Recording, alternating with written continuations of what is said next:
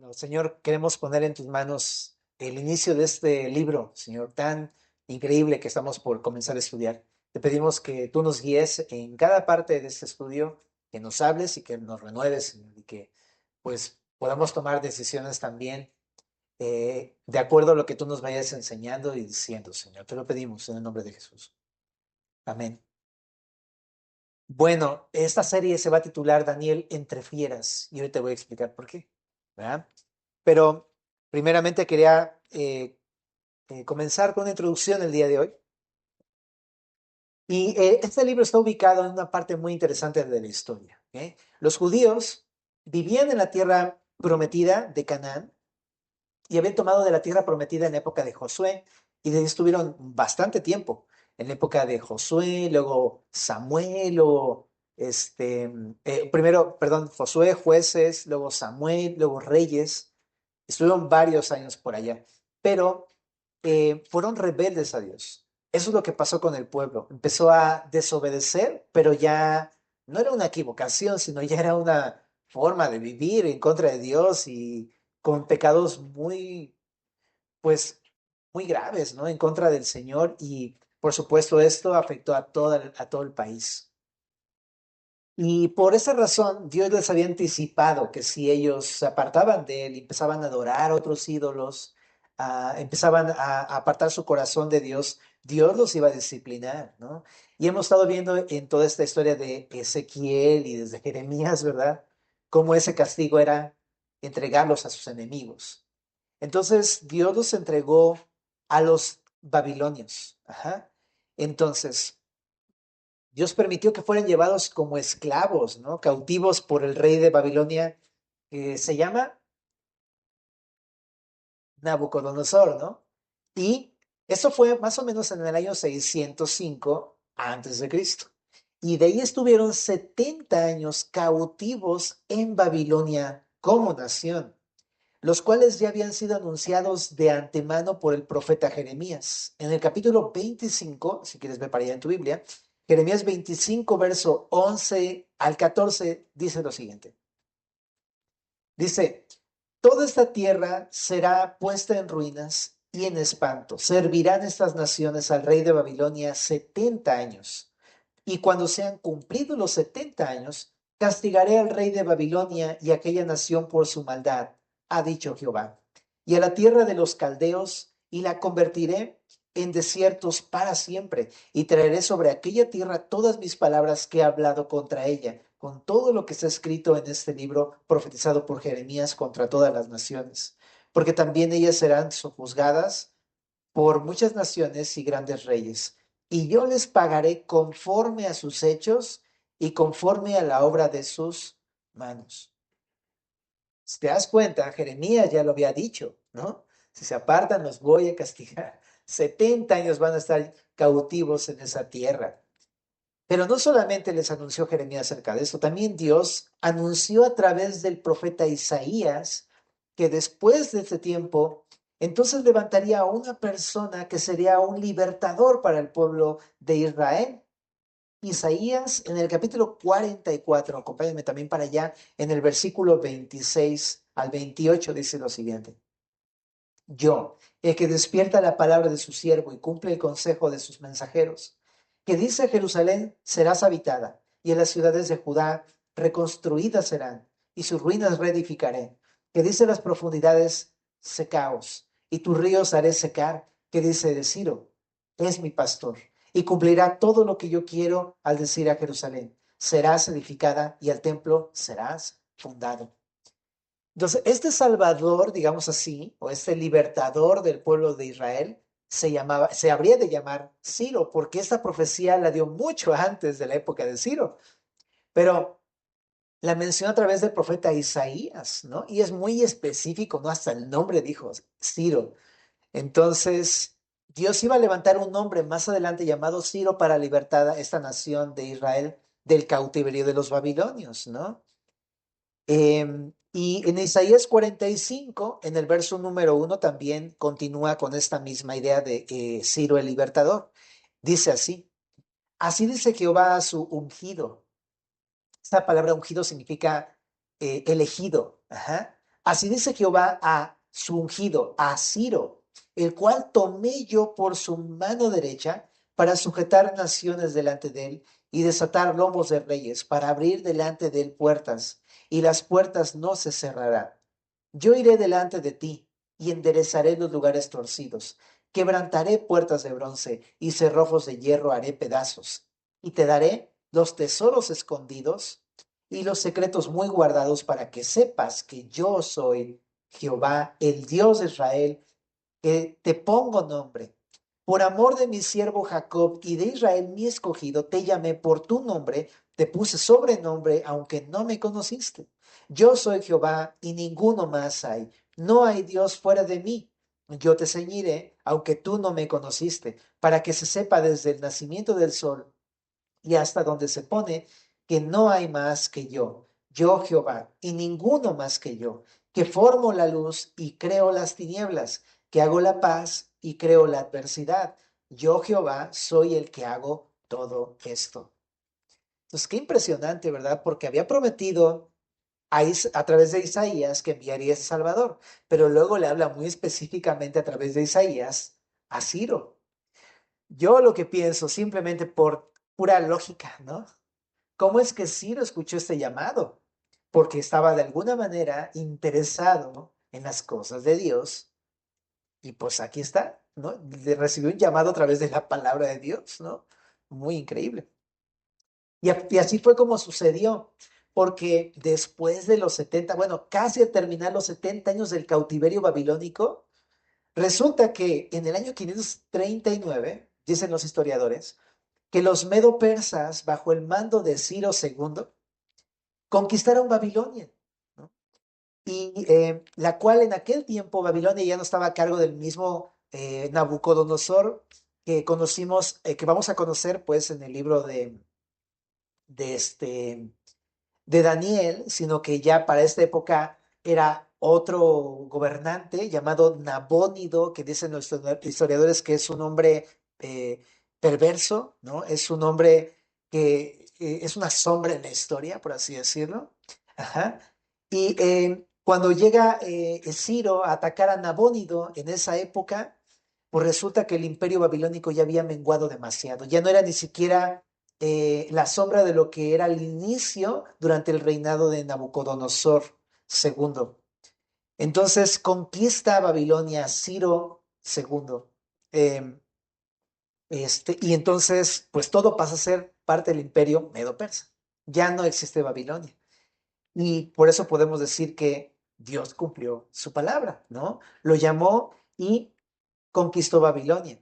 Y en Esdras capítulo número 1, en el verso 1 al 4, ahí es donde le da libertad a todos los israelitas del cautiverio. Entonces dice en Esdras capítulo 1, verso 1 al 4. En el primer año de Ciro, rey de Persia, entonces, ¿qué estoy tratando de entender acá? Probablemente cuando Ciro conquista estas ciudades, ¿no? Aún todavía no era como tal el rey, pues, de Media y de Persia, pero a través de todas sus victorias llegó a ser el rey, ¿no?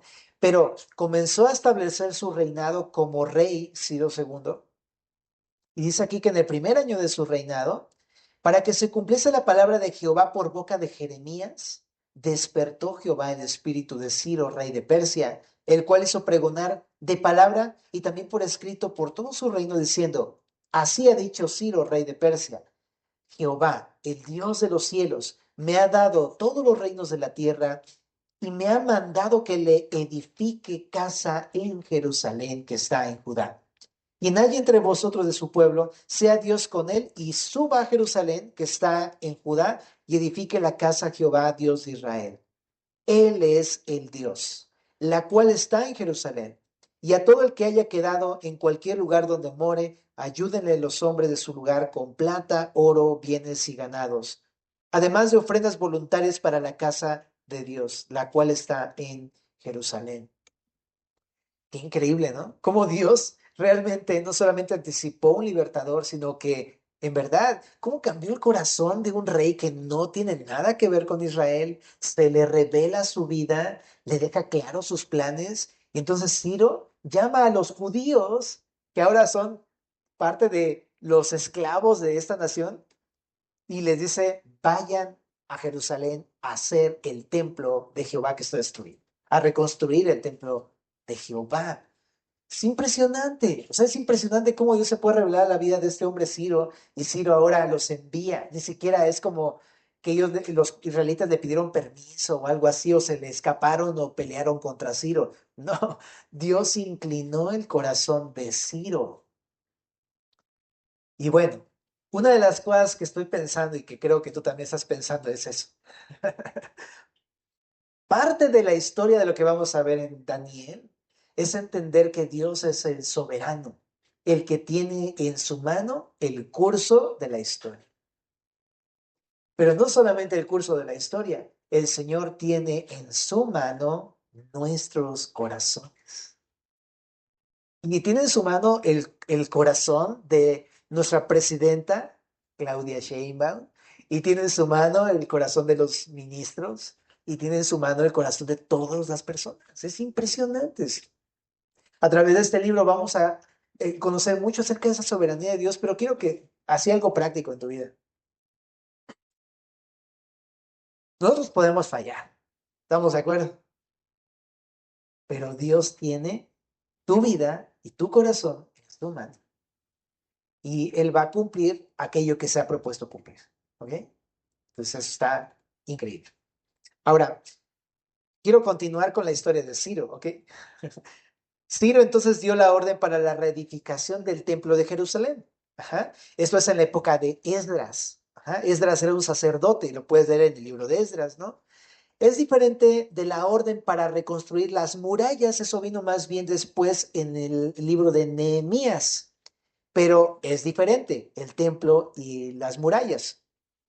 Aquí estamos hablando de la época de la reedificación del templo, que es la casa de Jehová en el libro de Esdras, ¿ok? Y entonces Dios levantó a dos hombres, uno llamado Sesbazar, que también se le conoce en la historia como Zorobabel, y otro llamado Josué, que fueron los que dirigieron al primer contingente de vuelta a Jerusalén. Porque el regreso de los judíos a Jerusalén no fue nada más así como todos juntos, ¿no? Fue como en pausas, por temporadas, por así decirlo.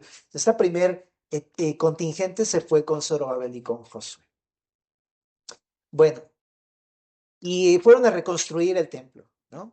Y en esa época, precisamente, y en ese contexto, es que este libro de Daniel fue escrito, precisamente cuando salieron el primer contingente y se fueron para allá. Algunos historiadores por eso sitúan la escritura de este libro entre el año 536, que fue exactamente el momento en el que terminó la cautividad babilónica, y entre el 536 y el 530, ajá, en este lapso de 6 años. Recuerda que el conteo antes de Cristo va al revés, ¿no? Como en cuenta regresiva.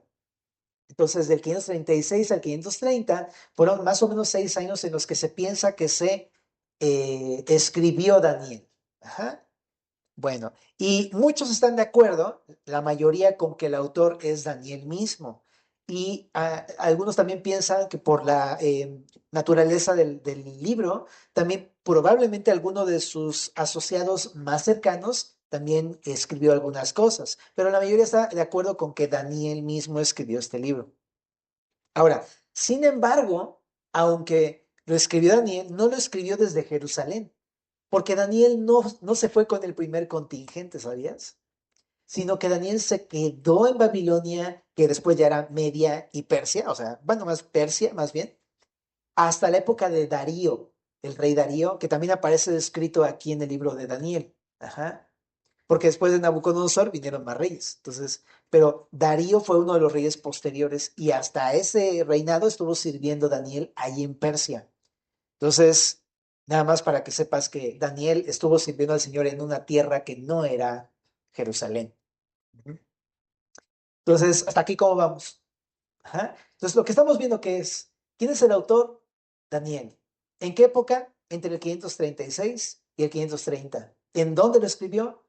En Babilonia, que para esa época ya era Persia. ¿Ok? ¿Estamos? Muy bien. Y todo esto fue después de 70 años del cautiverio, de disciplina del Señor, y fue en una época en que el pueblo iba a volver a Jerusalén. ¿Cuál es el propósito por el cual Dios escribió, bueno, permitió la escritura de esta carta, ¿no? O inspiró la escritura de esta carta, de este libro de Daniel? Bueno, pues resulta que Daniel, cuando vamos a estar leyendo este libro, ¿ok? Y es más, te invito, si quieres, léelo, o sea, en tu casa, lee el libro de Daniel completo, porque te va a ayudar muchísimo a entenderlo. Este no es un libro fácil, es como Apocalipsis. Ajá. De hecho, algunos unen Daniel y Apocalipsis, como el pastor Iber, ¿no? Para su estudio, porque tiene muchos similitudes y paralelos.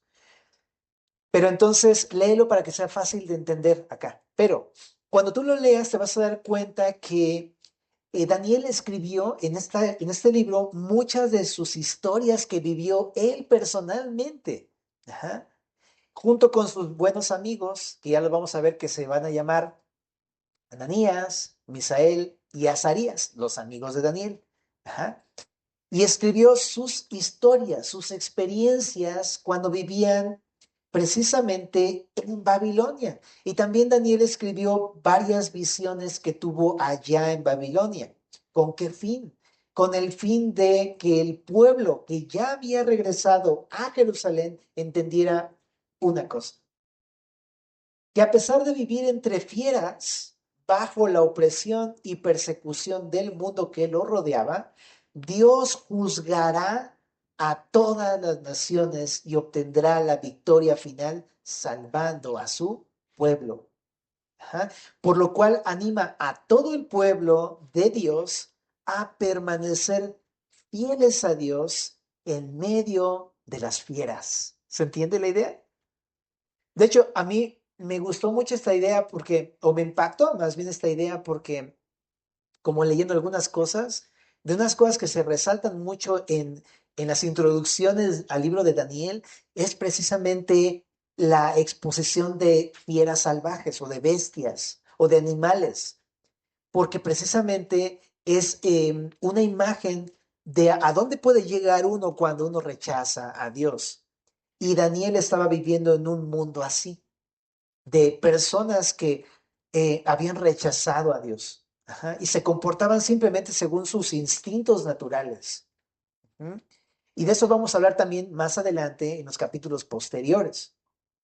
Pero Daniel está entre fieras y él vivió, experimentó lo que significa eso. Y le dice al pueblo de Israel, a pesar de eso, manténganse fieles. Todo se trata de la fidelidad a Dios en un mundo así, complicado y caótico. Y nada más para pensarlo el día de hoy, ¿a poco, eso es más que obvio, a poco no nos pasa todo el tiempo, ¿no? Que de repente las personas con las que convivimos, pues no es nada sencillo, ¿no? ¿No? O sea, de por sí ya entre hermanos cristianos luego a veces es un poco difícil, ¿verdad? Pero me refiero a gente que no conoce a Cristo. Las personas que no conocen a Cristo no comparten ninguna manera de pensar con nosotros. Es bien complicado. Bueno, de repente por ahí una que otra, ¿no? Pero en verdad está muy complicado, ¿no? Es una vida realmente de opresión, ¿no? Y persecución muchas veces, ¿no? Pero en ese contexto es donde el Señor nos va a estar enseñando a mantenernos fieles al Señor. Ajá. Entonces, esas palabras son de alguien que lo vivió. Ajá. Alguien, no solamente que lo vivió, alguien que fue fiel a Dios. Entonces, eso está muy interesante porque me deja entender que es algo que se puede vivir. De repente la fidelidad en la vida cristiana pareciera algo muy lejano, ¿no? Como utópico, ¿no? Pues Dios quiere que sea fiel, yo sé, pero no se puede. Pero aquí hay un hombre que, pues, lo experimentó, ¿no? No que nunca pecara, ¿ok? Esa es otra cosa, ¿no? Con todo eso, a lo mejor fallas que el libro de Daniel no expone como tal realmente, porque no es su propósito, sino que expone el hecho de que sí se puede vivir una vida fiel al Señor. ¿Ah? Y vamos a estar definiendo en las siguientes semanas qué significa esto de la fidelidad al Señor. Ahora, nada más, algo que tiene que ver con esto que te estoy diciendo. ¿Sabes qué significa la palabra Daniel? Fíjate, algunos lo traducen como Dios es mi juez, ajá, pero hay otros que traducen esta palabra como juicio de Dios, porque la palabra se puede traducir de ambas maneras. Pero yo creo, después de haberlo pensado ya algunos meses, que significa juicio de Dios, o es al menos la definición más correcta. ¿Por qué? Porque aquí lo que está diciendo es que Dios va a juzgar a toda nación y al final va a obtener la victoria. Es como si este libro anunciara eso. ¿Para qué? Para que el pueblo de Israel, principalmente, primeramente a ellos, supieran que hay esperanza en el futuro. Entonces, ¿a qué te quiero llevar? Bueno, primeramente, esto de entender que hay esperanza para una persona que vive entre fieras el día de hoy, ajá, es especialmente útil para la vida práctica. Ajá. Pero quiero primero hablar del pueblo de Israel.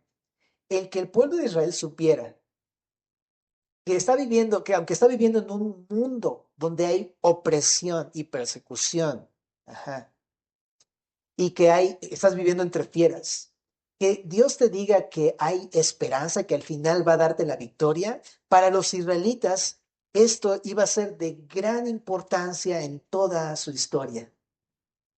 Por ahí del año, bueno, en el siglo II antes de Cristo, ajá, realmente ellos se enfrentaron una de esas primeras persecuciones muy intensas. Hubo un hombre llamado Antíoco Epífanes, no sé si a alguno le suena el nombre, pero fue una persona que persiguió al pueblo de Dios, ¿no?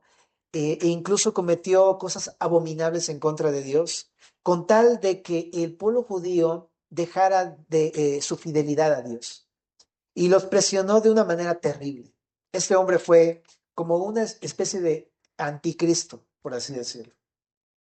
Déjame leerte un poco de lo que el historiador Diodoro Sículo, así se llama, dice respecto de este hombre Antíoco Epífanes. Dice, debido a que Antíoco sacrificó un gran cerdo a la imagen de Moisés y al altar de Dios que estaba en el atrio exterior, y lo roció con la sangre del sacrificio, también ordenó que se guardaran los libros con los cuales se les enseñó a odiar a todas las demás naciones, debían ser rociados con el caldo hecho de carne de cerdo, y apagó la lámpara llamada por ellos inmortal, o sea, la minora, ajá, la menora, que arde continuamente en el templo. Por último, obligó al sumo sacerdote y a los demás judíos a comer carne de cerdo, y este suceso provocó la revuelta de los macabeos.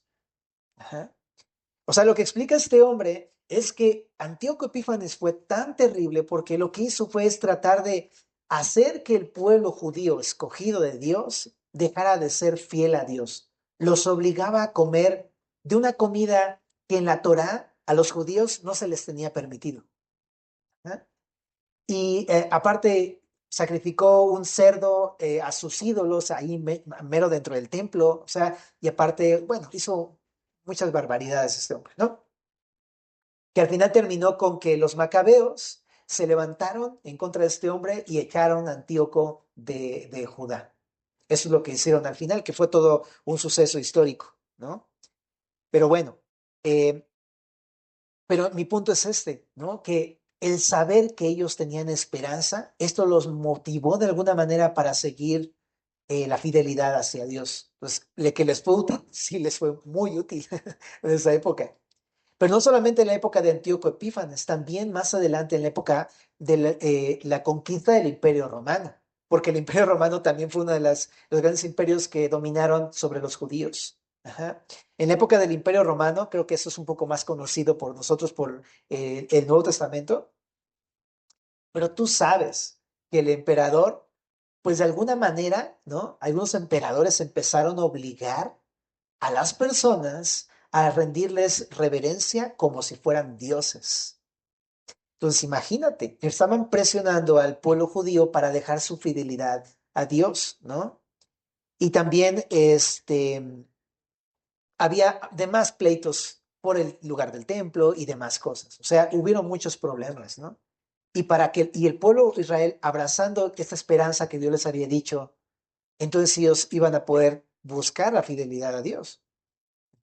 Pero déjame decirte que esa es la historia de Israel. ¿Qué tiene que ver conmigo? Pues que este libro es especialmente importante y útil el día de hoy para nosotros que somos cristianos, que somos el pueblo del Señor, ¿verdad? ¿Por qué? Porque así como los israelitas, el día de hoy el cristiano, el pueblo santo de Dios, los cristianos, vivimos igual de la misma manera, ¿no? Vivimos en un mundo que no conoce a Dios. ¿Mm? Metafóricamente, pues, entre fieras. Ajá. Y Como Daniel somos presionados y perseguidos por el mundo, encabezados por Satanás, para que abandonemos ¿qué cosa? Nuestra fidelidad a Dios. Ese es el punto central de Daniel. Ajá. Nuestra fidelidad a Dios, nuestra identidad como iglesia del Señor Jesucristo, como cristianos. Ujú.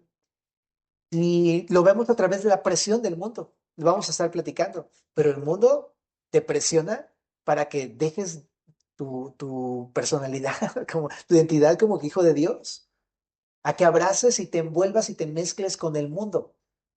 ¿Mm? Porque de esa manera pierdes lo que eres, sal, la sal del mundo.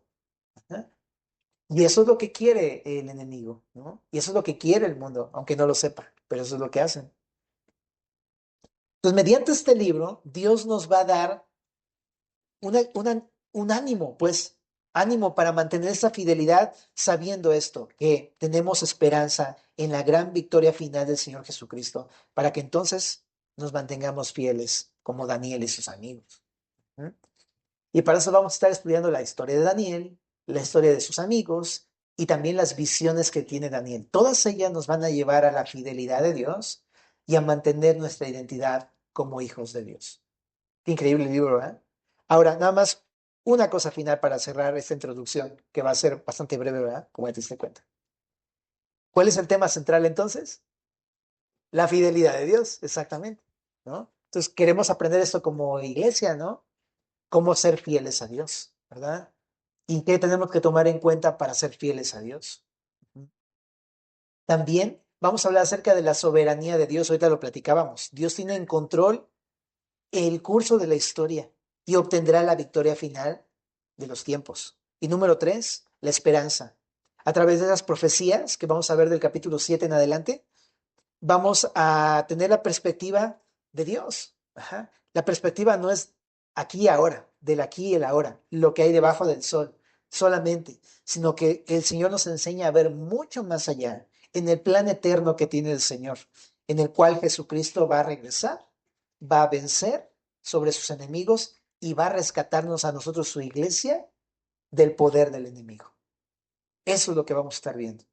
Ahora solamente permíteme terminar con un versículo, ¿vale? Ahí en Daniel, pues ahí abrí tu Biblia en Daniel, capítulo número 1, en el versículo número 8.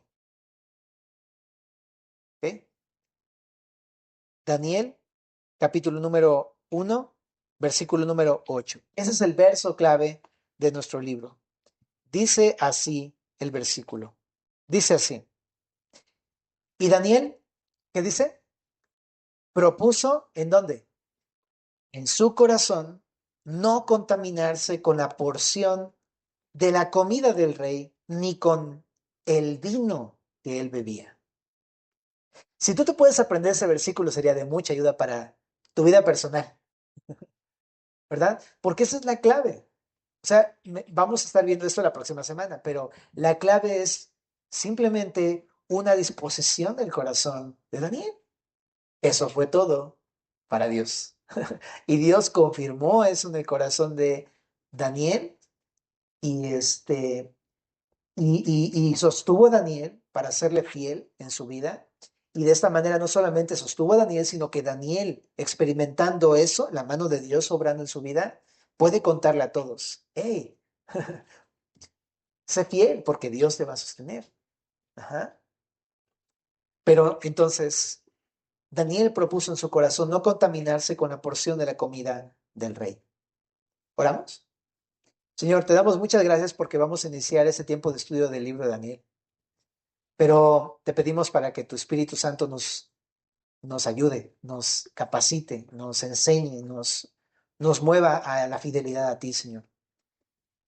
Eh, Creemos que si nos dices esto es porque, Señor, sabes que hay áreas en nuestras vidas que aún todavía no son así, pero, Señor, también confiamos en que tú tienes nuestra vida en tus manos y que tú quieres hacer algo con nosotros, quieres seguir renovándonos y que quieres ayudarnos a que caminemos de manera íntegra en un mundo donde nadie te conoce y nadie te respeta y nadie quiere seguir tu palabra y ni siquiera están de acuerdo con ella, Señor. Pero ayúdanos a entender esto, abre nuestro corazón y nuestra mente para poder ser transformados y podamos por obra de tu Espíritu Santo, Señor, ser fieles a ti, Señor.